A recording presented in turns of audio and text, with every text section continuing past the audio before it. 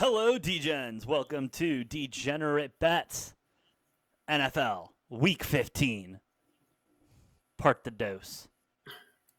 I am the Broflicked One, AJ, and with me, as always, is the Sportsbook Whisperer, the one with the numbers, the one who knows it all, Mr. Noah Engelbretson. Noah, I know we just stopped filming part one, and we are going right into part two, but I'm going to ask again because I can. How the hell you doing today, bud? I'm still great. Nothing has Still changed. great.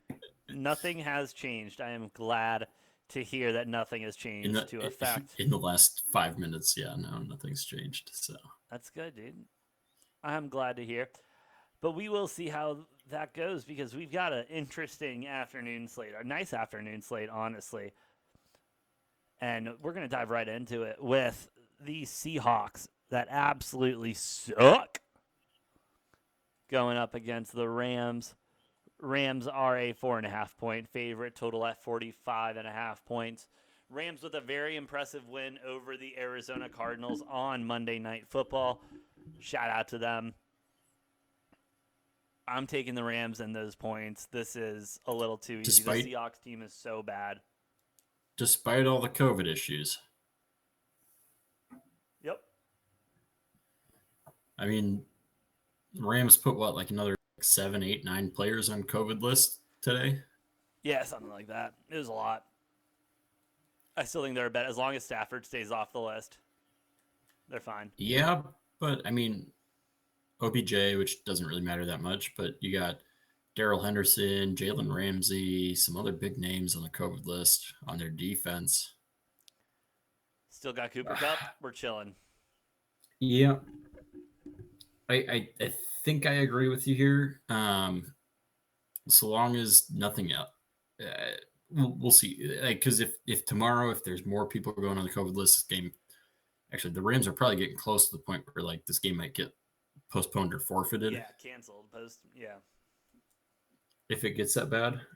I don't think they can postpone it this late in the season because everybody's done with their bye week. There's no more bye weeks, so if any team doesn't have enough players to go, they got to forfeit at this point in the season. But yeah, I'm gonna take the Rams 4.5 just because like you said, Stafford and Cup still available. Van Jefferson still a very good receiver. Like I was Nothing saying to worry about there. in our recap, I think Van Jefferson might be one of the best, if not the best, number 3 receivers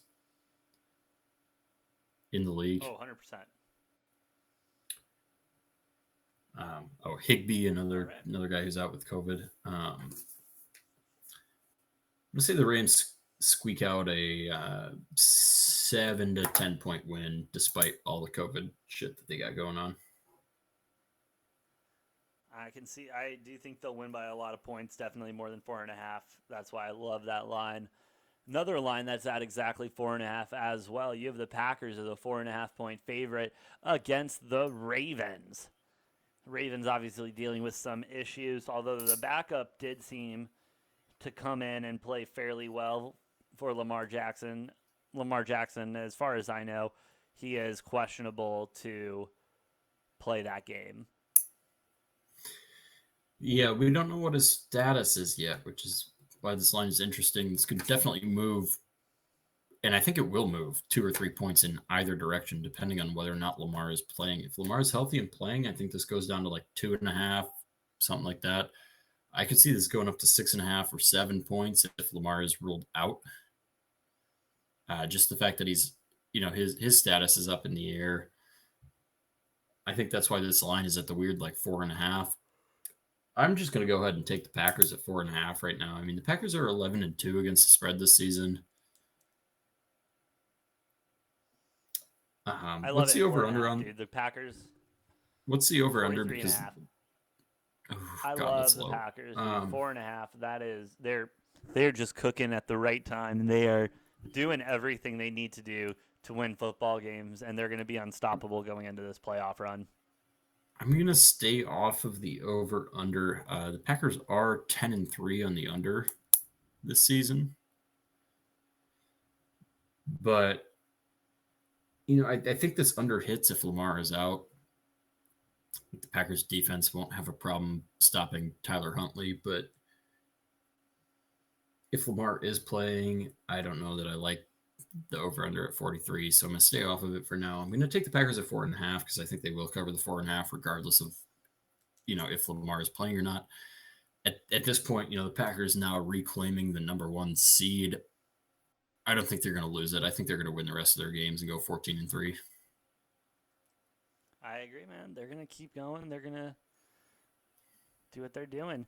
Next thing we got going, we got the Bengals and the Broncos. Bengals going to Broncos. The Broncos being a 1-point favorite, almost at a pick 'em. I'm sorry, 1.5 now. Total at 43.5 points.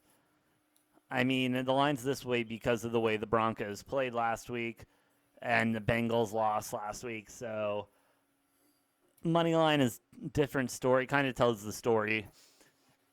Minus 105 for the Bengals, minus 121 for the Broncos. I'm going to take the 105 for the Bengals and take the money line. I'm also on the Bengals money line on this one. Simple as that, dude. I don't super trust the Bengals, but I also don't like the Broncos. So, this.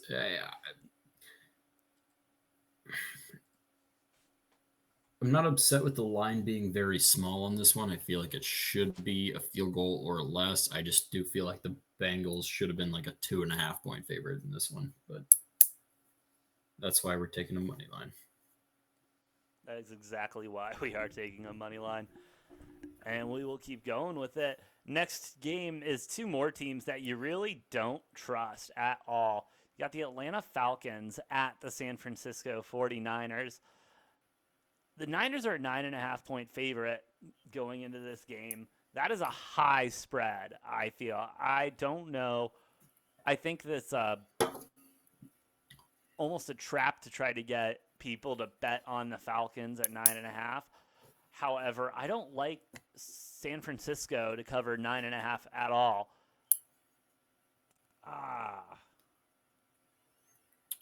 Falcons money line.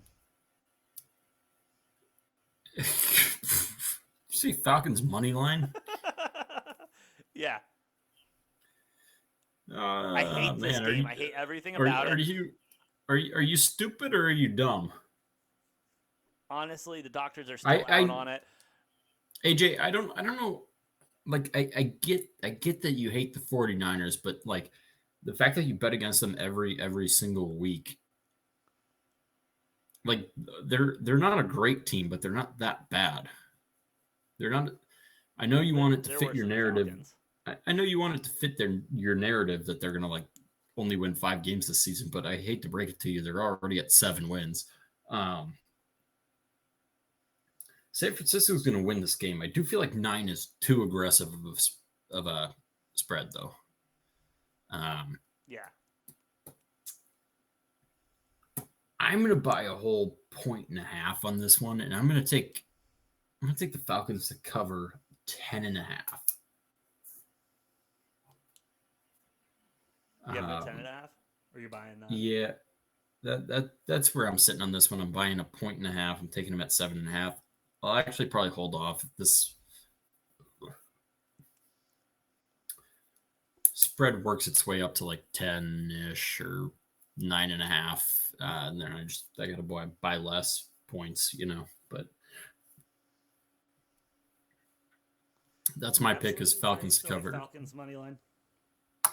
I'm taking them to cover 10.5. I'm not fucking touching them on the money line because I think that's just stupid. All right. I disagree. San Fran wins this game. No. Anyway, moving on to the Sunday night football game. You've got the Saints visiting the Buccaneers. Whew. Spread is at 10 right now. Buccaneers are favored. The total is 46.5 points. I'm seeing 11 to 11.5 most places. I have it at 10.5 right now where I'm looking. Did it move down then a little bit, maybe? A little bit. But I mean, with everyone and their mom injured on the Saints, and don't get me wrong, the Buccaneers aren't looking much better with a crap ton and a half people questionable. I still think the Buccaneers are a better team overall. This is a rebuilding year for the Saints. They are just trying to get to the offseason, figure out their quarterback situation, figure out how they're going to move on forward. Buccaneers minus the 10.5. I'll take it. I got two things to say about this game, and it's past Tom Brady's bedtime. It is past Tom Brady's bedtime. Over the last couple of years, he has not played well in primetime games. And Sean Payton has his fucking number. I mean, that Saints defense, since Brady has come to Tampa Bay, Brady's played terrible against the Saints, including the playoff game that they won, which Brady played terrible in that, but thanks to Drew Brees' fucking noodle arm and not being able to do anything, that defense won them that game. Bucks defense not looking very good this year.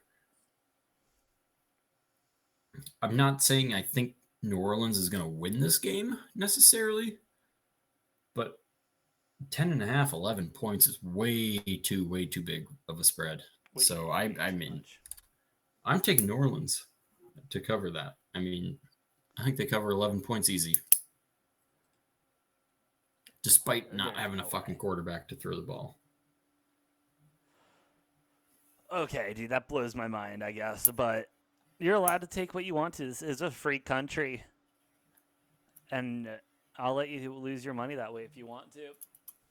I know for a fact I'm going to lose money on the last game of the week because for some reason after last season, when the scheduling committee got together, they said, guys, you know what we need?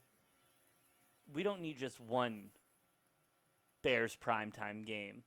We need two Bears primetime games. Not only do we need two Bears primetime games, we need them Sunday night, and then we need them Monday night. The fact that they're not next week's Thursday night game as well blows my mind. I thought for sure they would have been playing Thursday.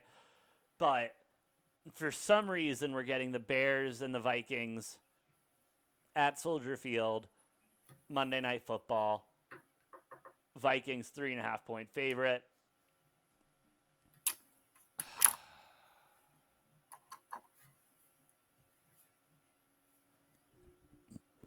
Bears plus 3.5. I hate it. Bears plus 3.5 though. I'm gonna take it. Vikings suck. They choke. Bears are gonna win this game accidentally. Justin Fields is accidentally gonna run for like 300 yards, throw for 200, have a total of like 10 touchdowns. Vikings defense. I mean, the Bears defense is gonna allow like 75 points still somehow, and yet the Bears will win and cover. You hate to see it. I don't think so. I like the Vikings to cover 3.5 on this one. Really? Well, I don't like it. I'm picking it, but because I don't want that outcome to happen. But I do think the Vikings will cover 3.5.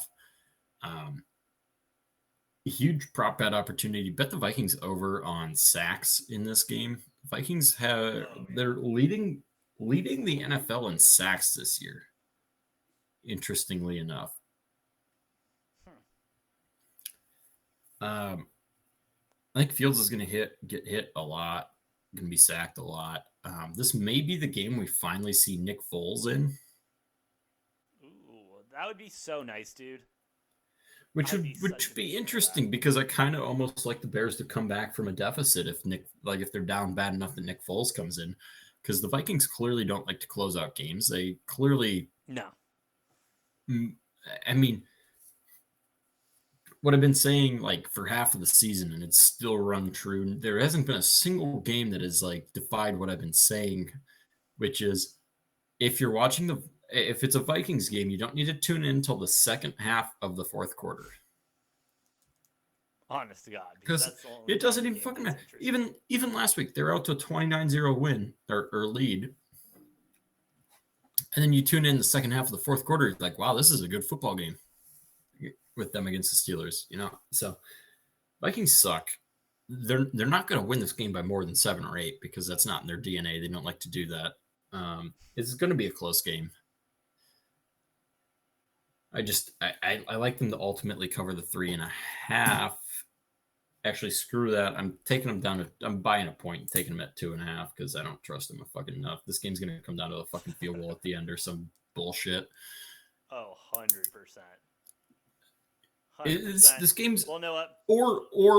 or AJ, this game is coming down to a missed field goal, which would honestly surprise me less than it coming down to a made field goal.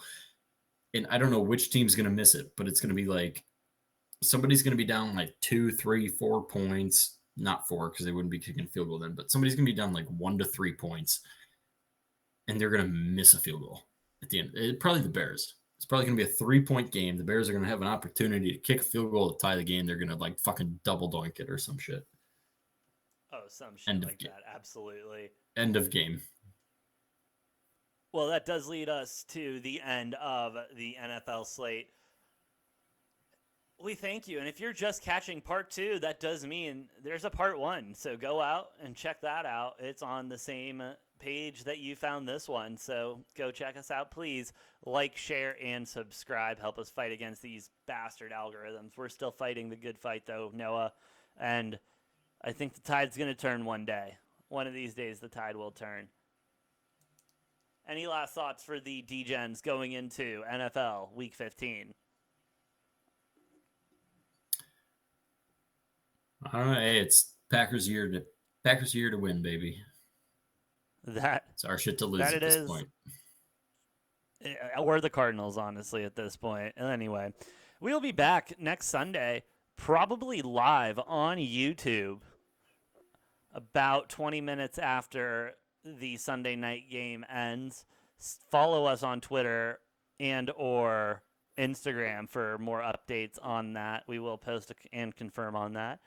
But till then, bet the whole board because you might as well. I mean, there's nothing else to do. College basketball is on. Football is on. It's going to be a great week, and we will see you next time on Degenerate Takes.